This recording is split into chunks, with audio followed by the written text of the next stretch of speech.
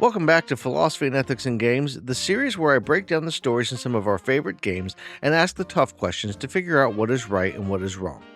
I'm Josh Bearheart Hawk, and today we're setting camp in an old plantation house alongside the Linde gang as we dissect Chapter 4 of Red Dead Redemption 2, Saint Denis. In case you missed any of the previous episodes in the Philosophy and Ethics series, I've linked a playlist in the description below. As I continue to break down this and other games, I'll add new videos to the playlist so you can find them all in one place. After failing to rob the Grays and the Braithwaites, and coming face to face with the Pinkerton detectives, the Linde gang flees still further east, into the swamps on the outskirts of Saint Denis.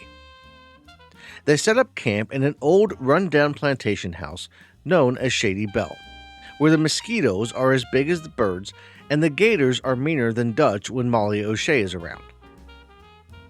Before Arthur can even settle into the new camp, however, Dutch summons him for a journey into the big city, and we get our first glimpse of what Dutch refers to as the eighth wonder of the civilized world. Saint Denis at first glance is the exact opposite of the idyllic West the gang has been pining for. It's dirty, polluted, and full of people. But under the surface, it has a lot in common with the lawless frontier, as long as you're friendly with the right people. And speaking of the right people to be friendly with, the first order of business for the gang in Saint Denis is to track down a man by the name of Angelo Bronte. Bronte is the strong man that Catherine Braithwaite said her boys gave Jack to, but he isn't an easy man to find. Arthur starts by asking around at a local bar, being quickly directed to a group of kids in a nearby alleyway that apparently work for him. Getting the information out of the boys isn't easy though, as they try to rob Arthur and lead him on a chase through the streets and alleys before he finally catches up to them in what appears to be some kind of gang hideout spot. After a little chat, he's given the location of Bronte's mansion by what appears to be the child equivalent of a mob enforcer. And this is our first introduction to the criminal underbelly of Saint Denis. For much of the game, and even in real life, there is an assumption that civilization equals law and order. The basic idea is that living in a city or town should mean some kind of protection from the larger criminal elements. You might get mugged or assaulted, but the law will swoop in and save the day, holding the assailant responsible and serving justice. This idea is the backbone of society. Equal justice under the law is the glue that holds things together. But in both Saint Denis and our own real world, this isn't exactly the case. We saw the first glimpse of corruption in the system with the Grays in Chapter 3. One family owned the law, allowing those they liked a lot of leeway and slamming their fists down on those who would dare to cross them. In Saint Denis, it isn't one family, it's one man. Angelo Bronte is in charge of everything, having everyone from the mayor to the police in his pocket. Nothing happens in the city without his say-so, and no one comes or goes without him knowing. And we can see this in action the first time Dutch, John, and Arthur meet him. He's been expecting their visit, and he's waiting comfortably in his sitting room as they arrive. Dutch is his usual self, acting tough and playing it up as if he has the upper hand, but the whole thing was carefully orchestrated so that Bronte could get a peek at just who this gang is.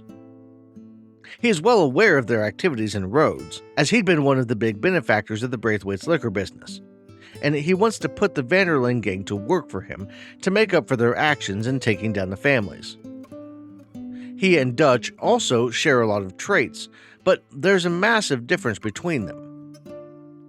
Dutch sees Angelo Bronte as nothing more than just some pompous prick with low intelligence, someone he can easily manipulate in the same way he manipulated the Grays, the Braithwaites, and even members of his own gang. He always thinks he's the smartest person in the room, and so far he's been able to get away with that assumption as he's not run across anyone that had the power or ability to call him out or turn the tables. Bronte sees Dutch for what he is, a con artist who thinks he's got things figured out, and he knows that Dutch is a sucker for flattery. He's been watching the gang, and Dutch, for a while, and he knows just how to press the right buttons to get Dutch's attention and cooperation. He knows, for instance, that Dutch craves money and power, the kind of money and power that he, Bronte, has. And he shows off that power by convincing Dutch to send John and Arthur on a job for him. Something simple and something he's prearranged especially for them.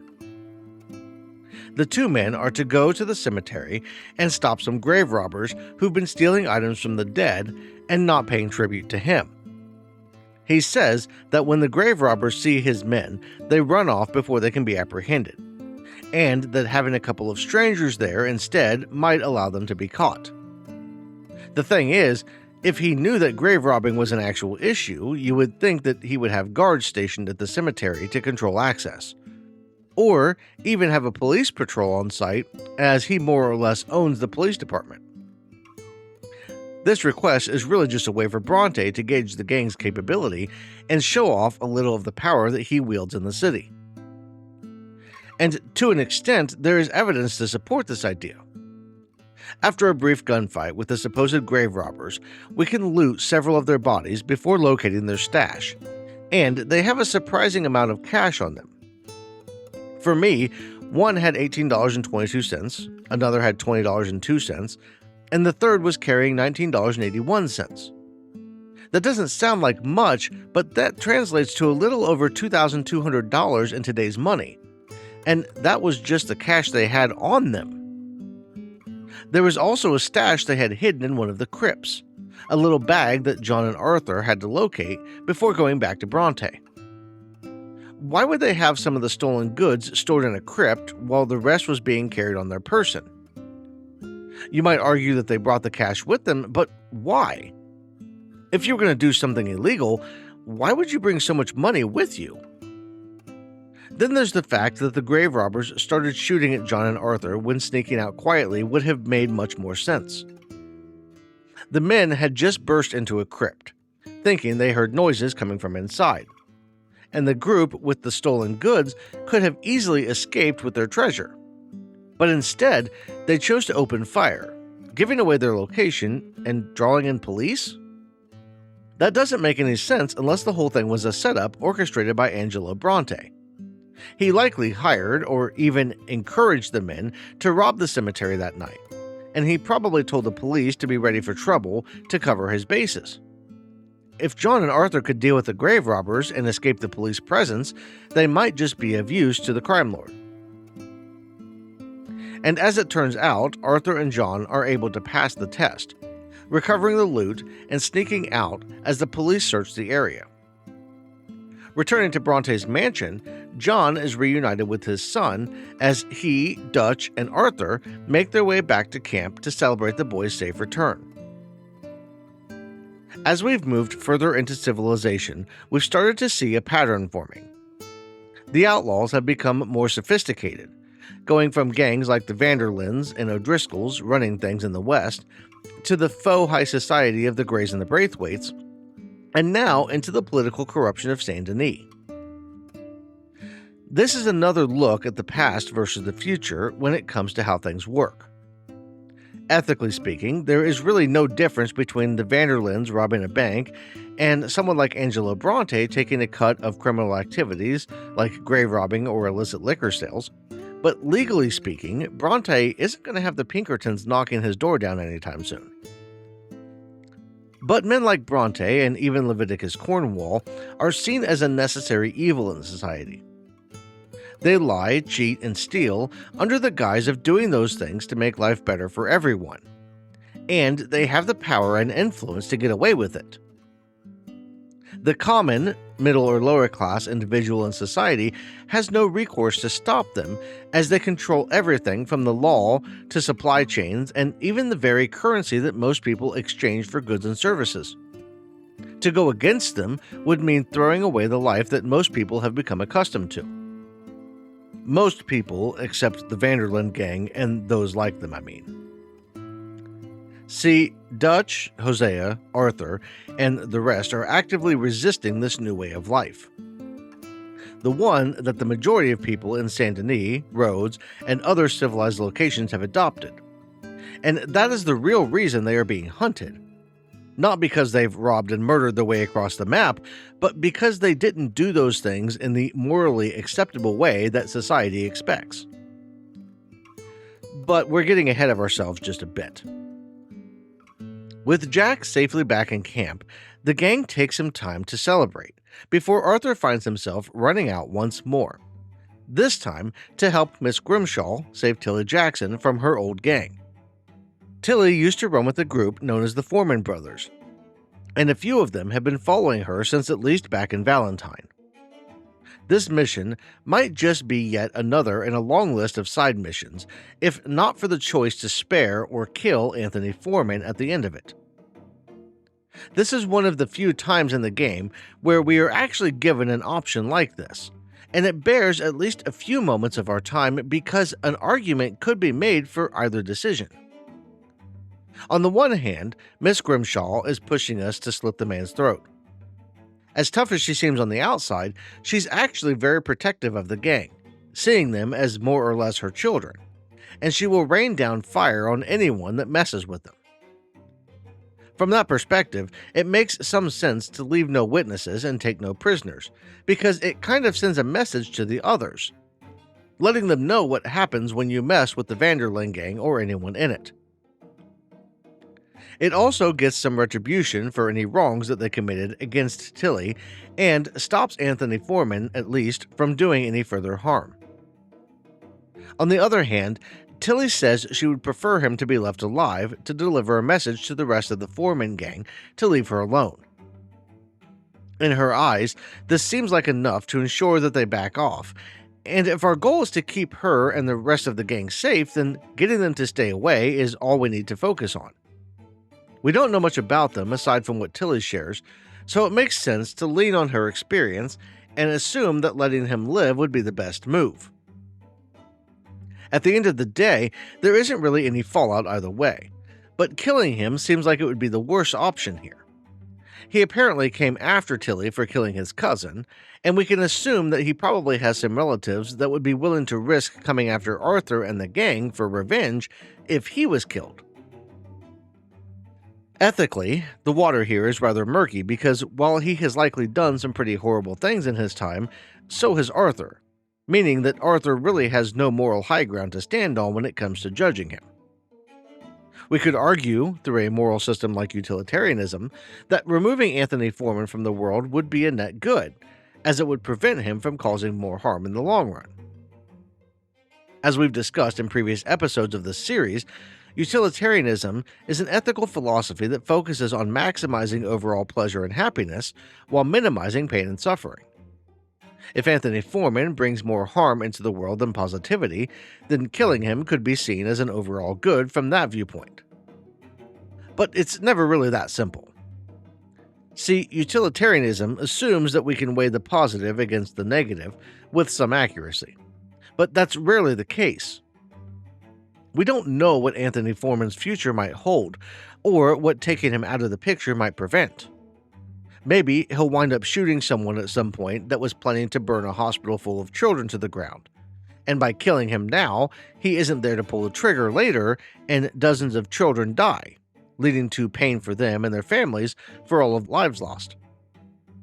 If he was actually shooting at us, it would be a lot easier to justify killing him, as that action would actively prevent him from doing harm to us and or Tilly and Miss Grimshaw.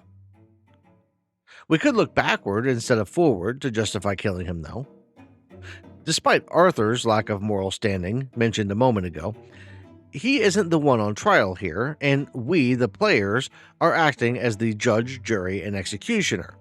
So is there a moral philosophy that we could use to judge him that doesn't rely on what he might or might not do in the future? For that, we could look at a system like deontology.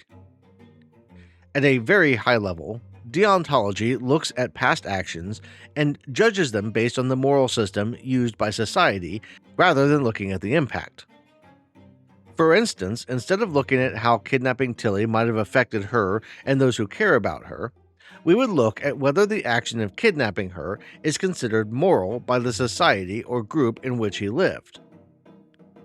This gets a little difficult in this situation because, on the one hand, the Foreman brothers' gang might argue that it isn't kidnapping at all because she killed one of them before running off, and they were simply retrieving her in order to exact justice.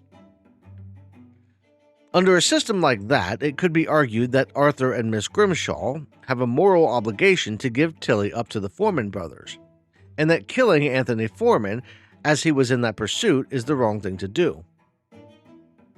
And that's the thing about moral and philosophical systems that gets lost in most situations like this. There is no black and white answer about how to handle Anthony. Just like there is no one right answer about the nature of the Vanderlyn gang, or one right way to look at why what they do is right or wrong, while justifying or condemning the actions of people like Cornwall or Bronte.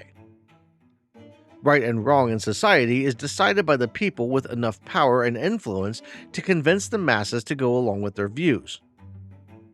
The Vanderlyn gang thinks their actions are justified because Dutch has convinced them through his influence. Likewise, the Pinkertons are convinced that they are right for hunting down the gang because the rule of law, as decided upon by the men in power, tells them it is so. Every society, culture, and civilization throughout history has functioned this way, and the groups we see in the world of Red Dead Redemption are no different. The laws and customs of one area may differ greatly from those of another. A frontier town like Strawberry, for instance, might be welcoming and inviting to all, while a town like Rhodes could be dangerous for people from various walks of life and racial backgrounds. A town like Saint Denis, with its massive population, might even be a combination of both welcoming and dangerous, though a city that big typically winds up having more than racism and petty crime to deal with. Arthur, Dutch, Hosea, and Bill find this out firsthand as they attend a party at the mayor of Saint Denis' house. They are there as a special guest of Angelo Bronte, as he continues to pander to Dutch's ego in an attempt to win over the gang leader and gain his cooperation. As Arthur and Dutch visit with Bronte before going down to the party, they are treated to an introduction to the worst the town has to offer. Bronte points out the politically corrupt mayor, who will do anything for $1, the leader of a sugar plantation named Alberto Fusar, who we'll become better acquainted with later, and a former Confederate general who apparently is worth mentioning because his wife is so much younger than him. Introductions aside, Bronte also makes an offer to Dutch when he hears the gang is in town looking for money. It turns out the trolley station is apparently flush with cash, and Bronte gives Dutch his blessing to rob the place. Now, anyone with half a brain would likely recognize this offer as a setup, but we'll get there shortly. The party itself is rather extravagant, especially as we find out later that the city is broke and is barely hanging on due to the mayor's shady business dealings. First off, I would be remiss if I didn't dive deeper here into the class structure and the ethicality of holding a party paid for by city funds when there are people starving in the streets of Saint Denis. Historically, money has been something hoarded by those who can get their hands on it and chased by those who can barely make enough. It's a balancing act by those in power to give just enough to the people to keep them placated, while working to grow and consolidate power and wealth at the top. On the one hand, society and government have a duty to lift up as many people as possible, as society only exists so long as we are able to cooperate and agree to the rules. On the other, there's a sense of unfairness that comes from sharing the spoils of the group with those who didn't earn them. And that discrepancy between giving people a hand up and providing handouts causes a lot of strife when debating class systems and wealth distribution. You could argue that the people in the high society of Saint Denis earned their wealth, and that they should be able to spend it however they want. If they want to throw a party, even a party paid for by the city, they should be able to do that. After all, their money is likely what is funding the city in the first place, so what's the harm? On the flip side, however, many of those wealthy individuals may not have earned their wealth at all, having it handed down to them, and even those who did earn it likely did so by taking advantage of others and stepping on the backs of the working class. The big question we have to ask here is whether or not those with means have any obligation to help those who are struggling in society. And digging deeper into it, if they do have some moral obligation, where does it begin and end?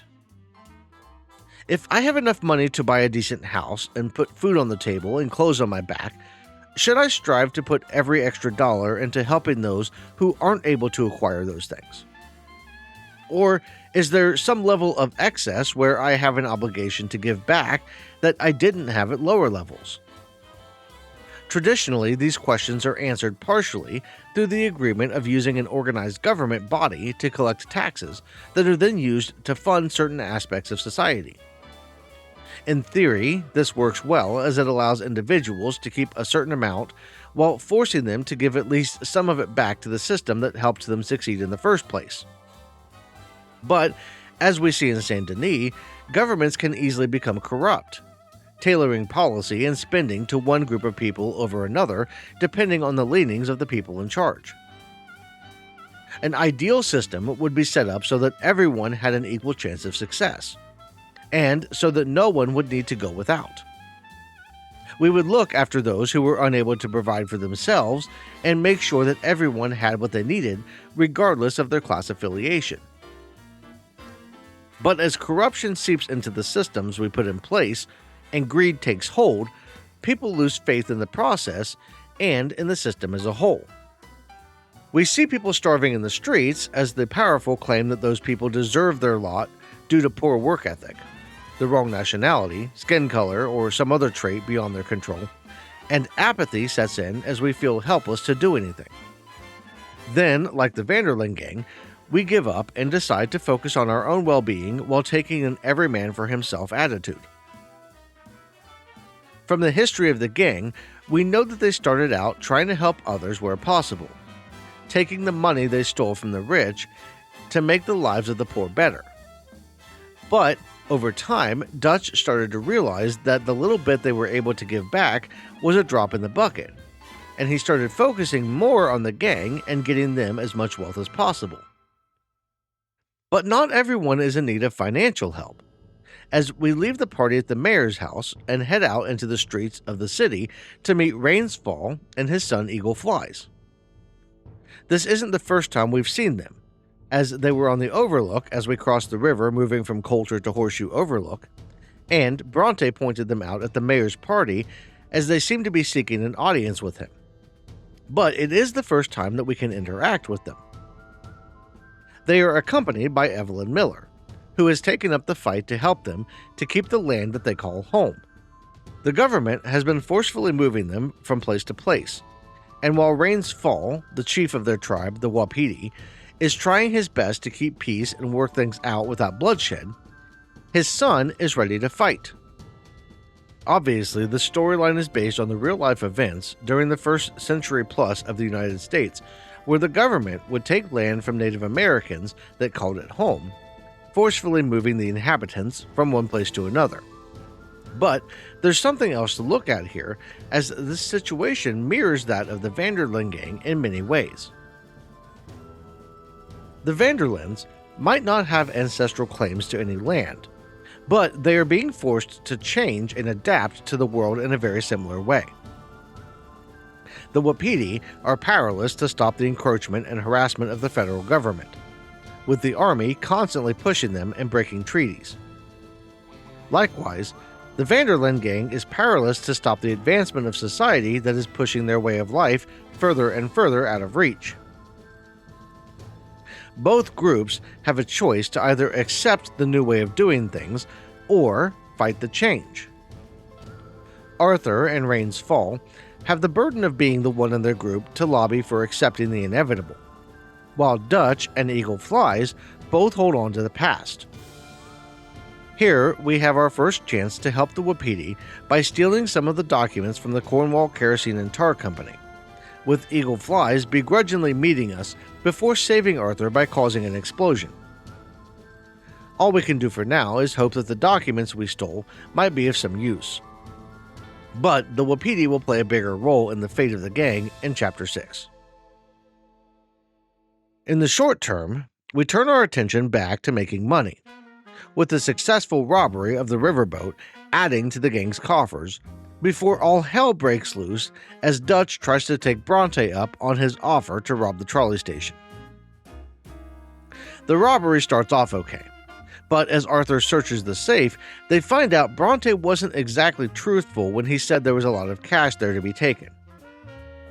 But they've barely got time to dwell on the obvious deceit as an army of police come marching in, forcing Arthur, Dutch, and Lenny to take drastic actions. Hijacking a trolley car, they speed through the streets of Saint Denis, with the barrage of bullets turning the city into a war zone. It turns out Bronte didn't just lie to them, he set them up, and by the time they escape with $15 each, oh, and a quarter, don't forget the quarter, Dutch has made up his mind that Angelo Bronte needs to be dealt with. Now, Hosea disagrees with Dutch's plan to get revenge on Bronte, saying it's stupid and insisting that there has to be a better way. Dutch says it isn't about revenge, that they need to take out Bronte to have any hope of robbing the bank in town and getting away clean. But do they even need to rob the bank? As we discussed in the last video, they likely have more than enough money saved up to escape back west. And if they just keep their heads down, maybe going back west and waiting a short while before collecting the money in Blackwater, they could be free. And we know that, while Dutch will insist it isn't about revenge, he has a way of holding grudges. As Dutch and Arthur ride off to meet a friend of Dutch's about a boat in Le Gras, they discuss the gang situation, and Arthur points out something that I think is worth mentioning because it really highlights their situation and makes us look at how they got into this mess. He mentions that they have a lot of pots on the boil, a reference to how many groups they're running from or fighting, and how many big jobs they're trying to plan at once. The obvious things to think about are the bank job in Saint Denis, running alongside so many other recent heists, and the new plan to get rid of Bronte.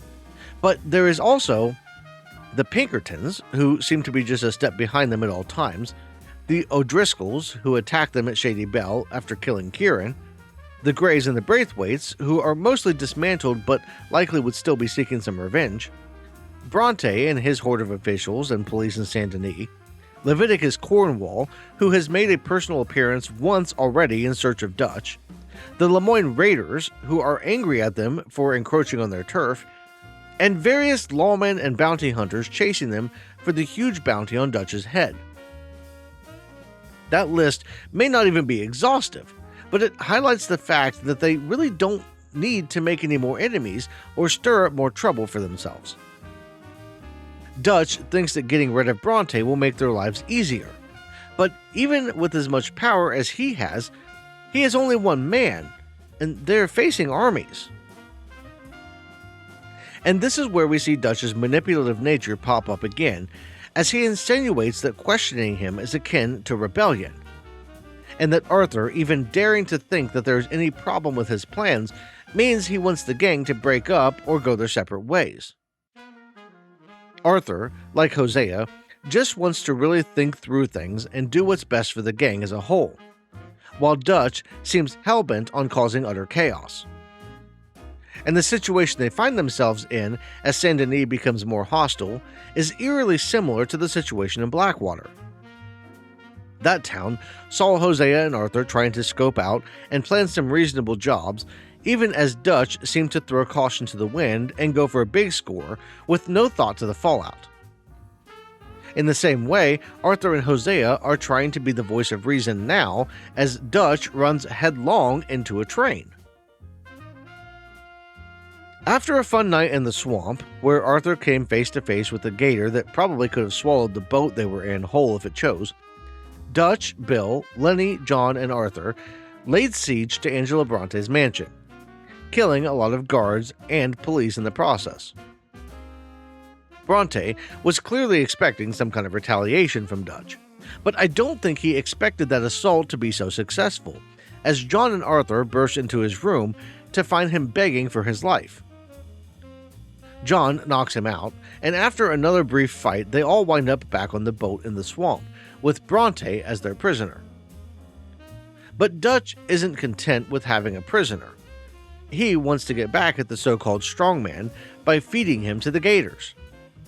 And this is where we can highlight one more difference between Dutch and Bronte. Bronte thinks everything revolves around money, and that everyone can be bought, while Dutch knows that there are some things that money can't buy, like loyalty. Bronte offers $1,000 to the first man to kill Dutch and set him free, assuming one of the men will take the offer. I just snickered as he cowered because I had a few $1,000s on me at the time, so his measly grand didn't really mean anything to me.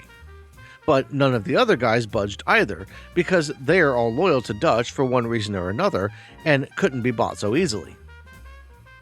The fear in Bronte's eyes was very real, as he realized he wasn't going to be getting out of the boat as easily as he'd hoped. But part of him still assumed he would at least be leaving it alive. At least until Dutch grabbed him and shoved his face into the swamp like he was part of some freshman hazing ritual. And there is some debate to be had about whether Dutch killing Bronte could be considered moral. From a certain perspective, the city of Saint Denis and the world at large could be considered better off without men like him. He really was nothing more than a bully who lied, cheated, and murdered his way to the top, and he arguably caused more harm than good.